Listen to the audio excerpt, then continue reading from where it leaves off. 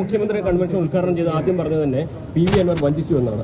MV Jayarajan ഇന്നും അതേ കാര്യമാണ് പറയുന്നത്, അൻവർ വഞ്ചിച്ചു. ഇത്തരത്തിലൊരു വഞ്ചകൻ എന്ന തരത്തിലുള്ള പ്രചാരണമാണ് CPM അഴിച്ചുവിടുന്നത്. എങ്ങനെ പ്രതിരോധിക്കുന്നതിന്? മുഖ്യമന്ത്രി പറഞ്ഞ പ്രസംഗത്തിലെ ചില വാക്കുകൾ ഞാൻ കേട്ടു, എനിക്കത് കൃത്യമായി കാണാൻ കഴിഞ്ഞിട്ടില്ല.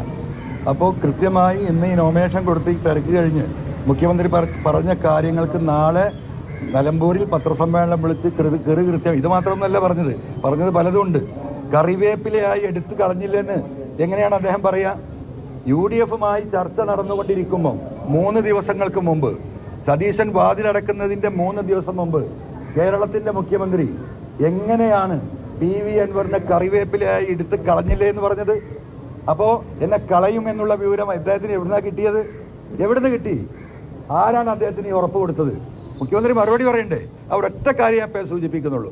മറ്റു കാര്യങ്ങൾ നാളെ ഞാൻ കൃത്യമായ പത്രസമ്മേളനം വിളിക്കുന്നുണ്ട്, നിങ്ങളോട് പറയും.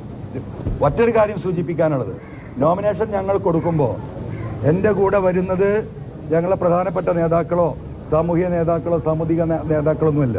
ഇന്നലെ കൂട്ടായി ഞങ്ങൾ എടുത്ത തീരുമാനം, കേരളത്തിൻ്റെ മലയോര മേഖലയിലെ കർഷകരെ പ്രതിനിധീകരിച്ചുകൊണ്ട് ഒരു സാധു കർഷകനുണ്ടാവും, ഒരു വഴിയോര കച്ചവടക്കാരുണ്ടാവും, ഇവിടുത്തെ ഓട്ടോറിക്ഷ ഡ്രൈവർമാരെ പ്രതിനിധീകരിച്ചുകൊണ്ട് ഒരു ഓട്ടോറിക്ഷ തൊഴിലാളി.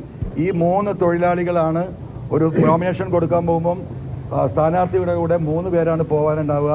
അല്ലാത്ത ഇവിടുത്തെ ഒരു ടാറ്റയോ ബെർലയോ അദാനിയോ ഒന്നുമില്ല. അദാനിയായിട്ടൊന്നും നമ്മൾക്കൊരു പാർട്ട്ണർഷിപ്പും ഇല്ല.